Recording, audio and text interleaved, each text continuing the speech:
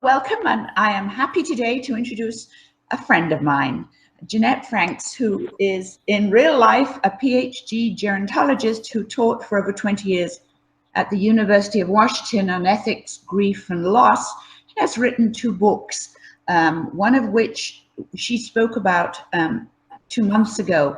It's called To Move or Stay Put, and one on Washington's retirement options.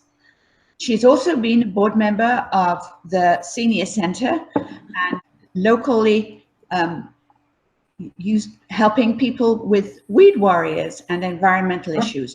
So welcome today, Jeannette, who is going to talk about 2020 view on Egypt, Jordan, Israel, and Palestine.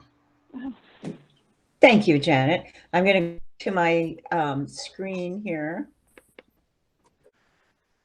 And this was January, so I feel so lucky that I managed to get in one trip before everything shut down. Overseas adventure travel, I think, does a really good job. It's pricey, but I think you still get good value for your dollar. And they take excellent care of you. When my husband was having heart issues in Bogota, Colombia, they got him to state-of-the-art urgent care, got him stabilized, and got us home with just extremely professional travel skills. So I thought this was a wonderful trip. We did the pre-trip, which was Palestine. And so this is our hotel in Ramallah. And I just thought it was so ironic that here in the heart of the Arabs and Jews and Christians, they've got the lobby decorated for Christmas and with Santa Claus and a Christmas tree, which of course predate Christianity and come from the far north. We had a group of 14 people and fabulous food all the time. Amazing, delicious food. Okay, so speaking of delicious food, this was one of our first outings to a lecture on ancient Christianity and Judaism. And this is a canopy that's part of a fertility procession. We saw films of the procession. And so this rabbi explained to us some of the very, very old traditions. And he also talked about how writing and alphabet was developed in this area. The one most resembling cuneiform is the third from the left. And this was just right outside of this temple is this home, probably 2 or 3 families, and the women were putting out the laundry and then they disappeared the minute they saw my camera. But I just thought it was interesting to see how people live in a neighborhood. You'd see magnificent houses and you'd see a lot of shacks. We traveled in a very comfortable bus. And so this is our Palestinian guide. And he was very anti-settlements, anti-checkpoints. His career had basically been ruined by the checkpoints. And so it was very hard for him, even though he was a very bright, talented CPA, to practice his profession. And so he became an OAT tour guide, and he was quite bilingual, studied in the States. But he was a very angry young man, very knowledgeable. But so we got that side of the argument, that perspective, which was very interesting. We visited Yasser Arafat's museum, and this is his tomb, and you can have your picture taken with the soldiers. This is a restaurant we went to for lunch, and these women were smoking hookahs, which I thought was interesting. And so the restaurant has its own hookahs, and then you can get it like a disposable mouthpiece or bring your own. It's a very social practice. Here's an outdoor hookah cafe with all these people smoking their hookahs. It's usually a tobacco that's flavored like mint or herbal tobacco. So this was quite fascinating. This is an ancient Christian monastery. And I'm going to show you a trick you can do on your computer, because you can go to a GPS and, like, you say, well, where are we? And it's called Al Dubaidiyah.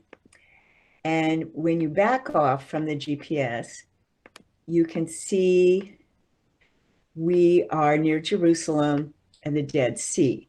And so it's interesting to me that you can see the GPS for all the different sites. Like, here's the market back in Bethlehem, and you can see how close together and far apart things are. But then you can't see the slides as well. And of course, I found this just remarkable. These are giant radishes. Look at these. I love markets. Okay, so here's Jericho. I'm going to put the GPS away, which they do say is the oldest city in the world. I'm not sure if that's true, but it certainly might be. That was another interesting perspective of Jericho. And I was kissed by a camel. You could go for camel rides, which was a feature in many areas of the Middle East, going for a camel ride. Here's camels browsing. Okay, so then we went to this river that is reputedly where Jesus was first baptized by John the Baptist. And there were people from all over the world getting baptized, which was fascinating. And I like this map. It shows how close together many of the important cities in the Middle East historically are. So you've got Nablus and Jericho and Ramallah, Jerusalem, Bethlehem, Hebron.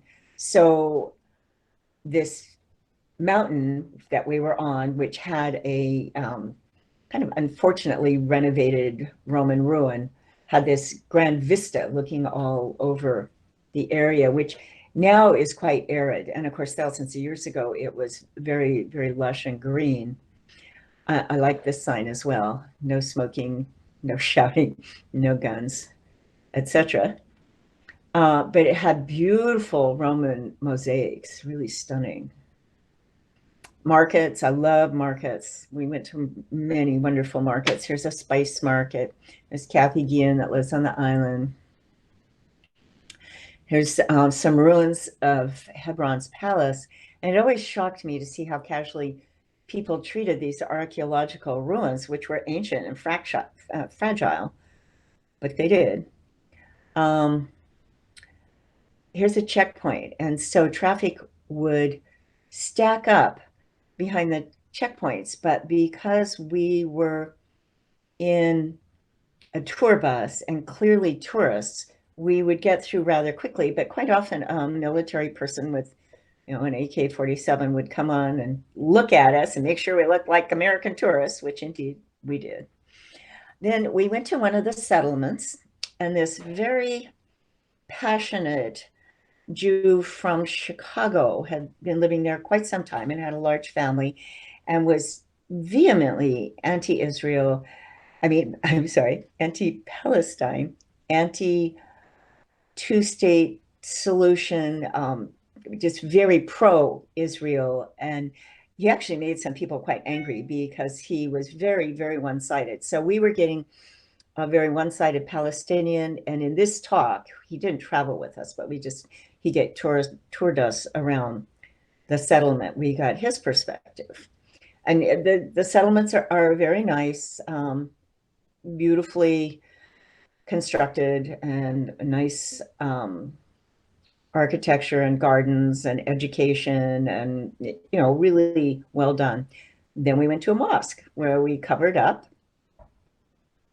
And this is a map of the settlements in 2004. So you can see that it is a great deal of the land of the Gaza Strip that, through this complicated system of kind of moving little by little into the West Bank, they have taken over a lot of the property for Israel. That's our guide. So this is an ancient church. and they're selling all sorts of tchotchkes. And this was an ancient monastery, but part of why it had a monastery there, it is theoretically where Jesus might have gone for the 40 days and 40 nights, which literally translated just means a long time, and lived in a cave. So there were pilgrims there kissing the stones, and it was a very interesting place to go. So now we have moved to Tel Aviv. And some of this is confusing because we were in Tel Aviv 3 different times, coming and going, because it's kind of where the transportation hub is. But this is our guide, our Israeli guide, who was very knowledgeable and showed us some art. This is an art with a living tree in it. Here's a schedule. So we were in this setting in 4 different groups, but they were small groups. So we were never in these giant groups, which was nice. They had some storms while we were there. And so just touring Tel Aviv. Here's another market. This is candy, which I just think looks like the worst candy I can possibly imagine. But fun candy. Rug mendor out working in the street. Oh, so these are 2 posters that I thought were hilarious. And even though it says, "Don't photograph me, please," I did. I was a bad girl. But I just thought they were hilarious. It was an interesting market. So we had lunch in the market, and here's the shop across the street and the person who's working in the shop. Oh, they have a wonderful museum. So this is at Chagall, and they just have brilliant, wonderful art from all over the world from basically the past 3 centuries. Oh, and I love this. This is Schindler's Lift. Get it? It's an elevator. Okay, so now we are at the Red Sea, where you're supposed to take a mud bath, and so we did. Ibises, which were quite lovely. More food, people photographing their food all the time. Then we joined this ship to go up this, or actually down the Suez Canal and into the Red Sea. And it was a beautiful small ship. I think it held 55.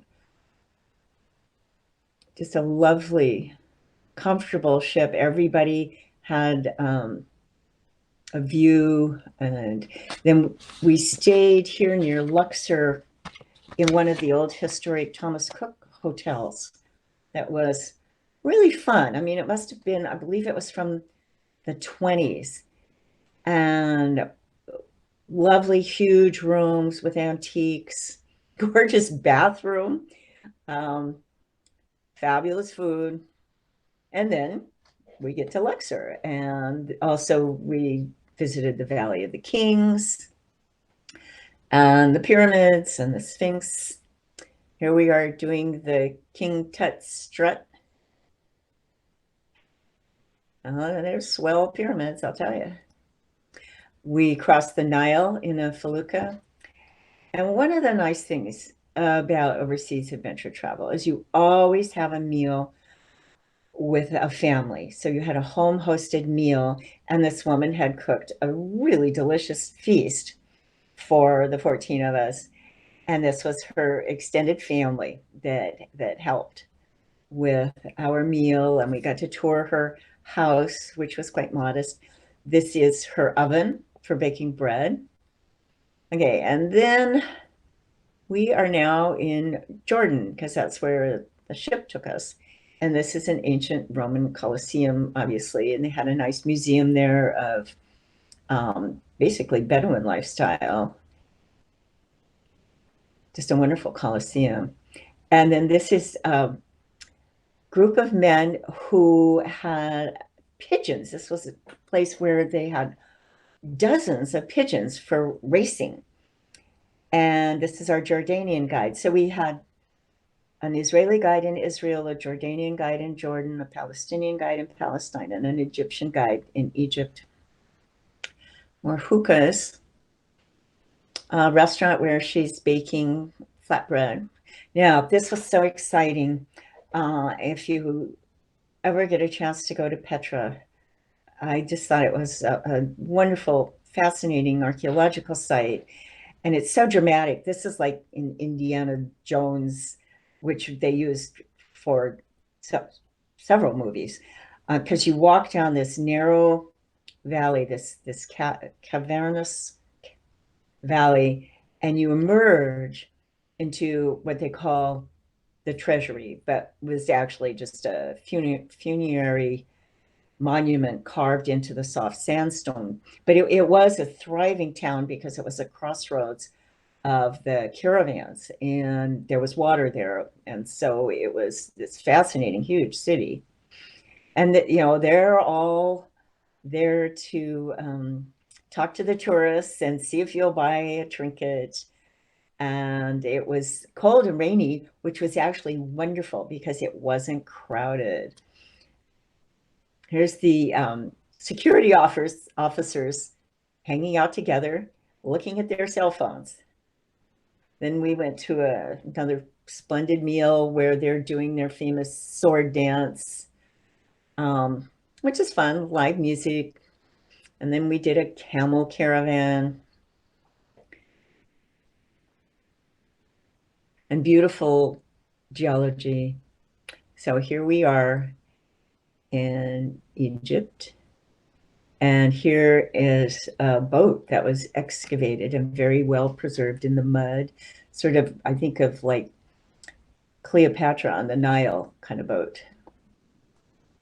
And then, of course, they always do these cute little animals on the ship, and parties for, like, if you have a birthday or an anniversary or anything, you get a big party.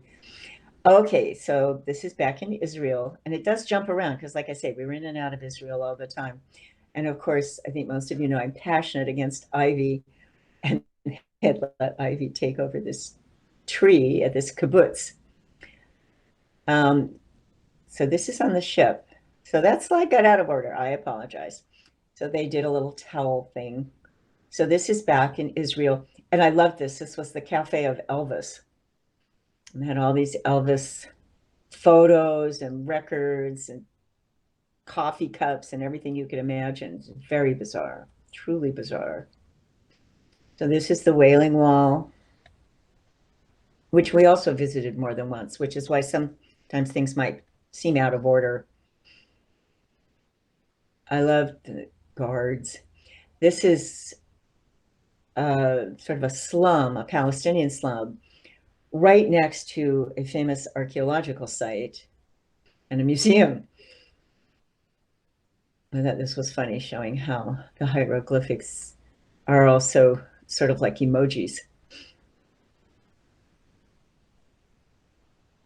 Like this, these soldiers with their rifles, they're getting like paper yarmulkes to visit the Wailing Wall.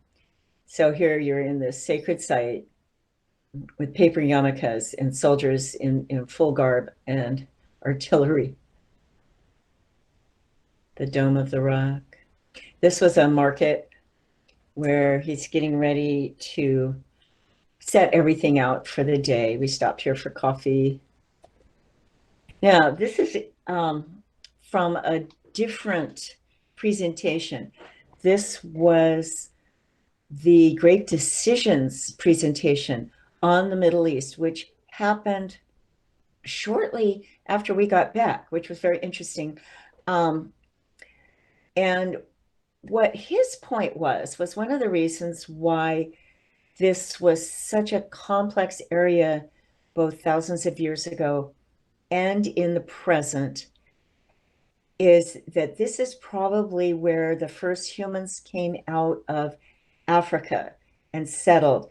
And you can see like the Tigris and Euphrates River Valley on the other side of the Arabian Peninsula. So like Baghdad, this is only maybe 1,000 miles apart. Tel Aviv and Cairo and Iraq and Iran are actually in a pretty close proximity.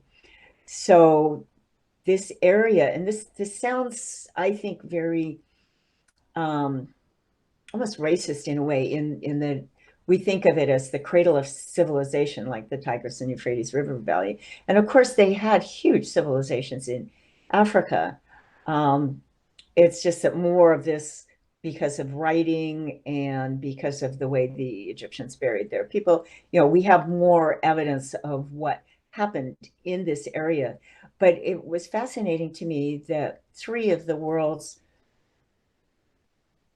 biggest monotheistic religions all originated in this area, and they're all fighting each other all the time. This was our guide and her wife and their child, which adorable. And this was here in Tel Aviv. I think a lot of you will recognize this as a peace rose right between this Palestinian enclave and Israel. I was just going to ask you, Jeannette, is it true that the Israeli settlements are up on the hill and the Palestinian ones are down below, and they charge for the water down below? Yeah, and one of the things that happens is the Israelis will cut off water to the Palestinians. They've got a political infrastructure. Because of all the wars, and because Palestine is really just one local group of people in that area. They aren't all over the world in the way that Jews are all over the world, because they've been through so many different diasporas.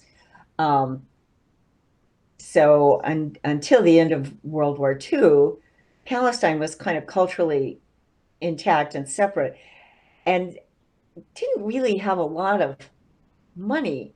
And because I think Israel has this international infrastructure and a certain amount of wealth and education, I mean, Tel Aviv is a very sophisticated city, whereas the cities we went to in Palestine, you could clearly see they lacked infrastructure in terms of roads and sewage and garbage disposal and education. Jeannette, I had been on your trip minus Egypt last July, which was much hotter. Luckily, Petra wasn't crowded, I think, because it was hot. But I also noticed the difference in people's attitudes, particularly towards the United States. We seem to have lost a lot of face in that area altogether. And our guide in Israel, who was a young man in his early 30s, had grown up in a kibbutz, had said that 10 years ago, a two-state solution he thought would have worked. There would have been Israel and there would have been Palestine. But he said in the last 10 years, he says, the Israelis have really dug their heels in, and he didn't see that he couldn't see that might be a solution at the present time. But that was just his view. But it just seemed to me that the Israelis had got more dug in, and the Palestinians were just, they had less hope.